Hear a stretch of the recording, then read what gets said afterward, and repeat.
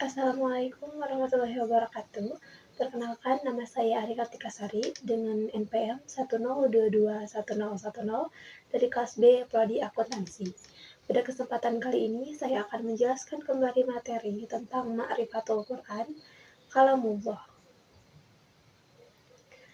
Untuk yang pertama, ada Ta'rifatul Quran atau mengenal Al-Quran. Apa itu Kalamullah? Kalam adalah lafaz yang tersusun yang memberi faidah dengan menggunakan bahasa Arab. Kalamullah adalah dua unsur kata dari lafaz kalam dan Allah, yang artinya firman Allah dalam bentuk wahyu yang disampaikan kepada para nabi dan rasul melalui malaikat Jibril. Sejarah Al-Quran. Sejarah turunnya Al-Quran atau Nuzulul Quran. Nuzul adalah kata jadian dari kata kerja nazala yang berarti turun. Proses turunnya Al-Quran terdiri dari 3 tahapan, yaitu yang pertama, Al-Quran turun secara sekaligus dari Allah ke Lauh Mahfuz. Yang kedua, Al-Quran diturunkan dari Lauh Mahfuz ke Bait Al-Izzah atau tempat yang berada di langit dunia. Kemudian yang ketiga, Al-Quran diturunkan dari Bait Al-Izzah ke dalam hati Nabi dengan jalan berangsur-angsur sesuai dengan kebutuhan. Selanjutnya yang kedua, ada Ma'rifatul Quran, kemutawatiran Al-Quran dan membacanya adalah ibadah. Apa itu mutawatir dalam Al-Quran? Al-Quran adalah kitab yang diturunkan secara mutawatir. Mutawatir sendiri adalah riwayat yang disampaikan oleh banyak orang yang dinilai tidak mungkin semua orang itu sepakat untuk berbohong. Artinya, riwayat yang mutawatir ini secara langsung diterima sebagai kebenaran. Sebagaimana firman Allah dalam Al-Quran surat Al-Hijr ayat 9 yang berbunyi, A'udzubillahi minasyaitonirrajim. Inna nahnu nazzalna dzikra wa inna lahu lahafidun. Yang artinya, sesungguhnya kamilah yang menurunkan Al-Quran dan sesungguhnya kami benar-benar memeliharanya. Membaca Al-Quran itu adalah ibadah. Setiap huruf Al-Quran yang kita baca memiliki nilai ibadah yang tiada hingga besarnya. Dan inilah ibadah yang tidak dimiliki oleh apapun yang ada di muka bumi ini. Membaca Al-Quran sendiri termasuk ibadah paling utama di antara ibadah lainnya. Sebagaimana hadis riwayat Al-Baihaqi yang berbunyi, Qala Rasulullah sallallahu alaihi wasallam, Afdalu ibadati ummati qiraatul Quran, yang artinya Rasulullah sallallahu alaihi wasallam bersabda, sebaik-baik ibadah umatku adalah membaca Al-Quran. Hadis riwayat Al-Baihaqi. Kemudian yang ketiga ada Asmaul Quran atau nama-nama Al-Quran. Nama-nama Al-Quran atau Asmaul Quran adalah sebutan yang diberikan oleh Al-Quran kepada dirinya sendiri untuk menggambarkan sifat dan fungsi utamanya.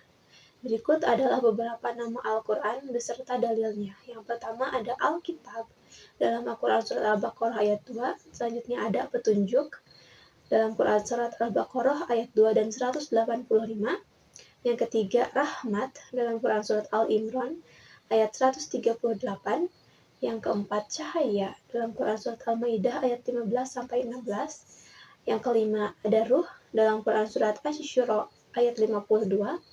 Yang keenam, obat dalam Quran surat Yunus ayat 57.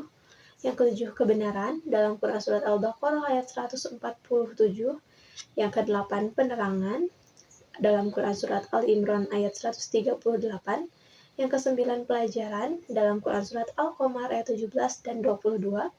Yang kesepuluh, berita gembira dalam Quran surat An-Nahl ayat 89. Serta yang ke-11 adalah pengingat dalam Quran surat Al-Hijr ayat 15. Baik, yang keempat yaitu Asmaul Quran, fungsi Al-Quran.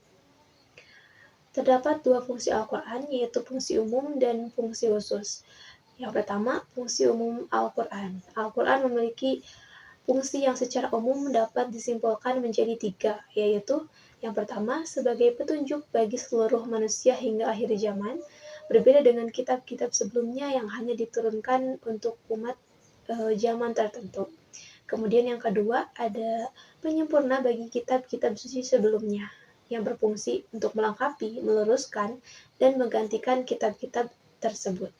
Dan yang ketiga ada sumber pokok ajaran agama Islam, baik dalam masalah akidah, keyakinan, syariah atau ibadah dan muamalah dan akhlak. Lalu ada fungsi khusus dari Al-Quran, yaitu terdapat 6 fungsi khusus Al-Quran, diantaranya yang pertama, Kitabun Naba'i wal Akbar atau kitab berita dan kabar. Yang kedua, Kitabul Hukmi wa Syariah atau kitab hukum dan syariah. Yang ketiga ada Kitabul Jihad atau kitab jihad. Yang keempat ada Kitabut Tarbiyah atau kitab pendidikan. Yang kelima ada Minhajul Hayah atau pedoman hidup. Dan yang keenam ada Kitabul Ilmi atau kitab ilmu pengetahuan. Selanjutnya yang kelima ada Muqtada al-Iman bil Quran atau tuntutan iman kepada Al-Quran. Terdapat 8 tuntutan iman kepada Al-Quran, di antaranya yang pertama adalah belajar dan mengajarkan serta membaca Al-Quran. Hal tersebut merupakan tuntutan iman kepada Al-Quran yang merupakan upaya untuk mengakrabkan diri dengan Al-Quran.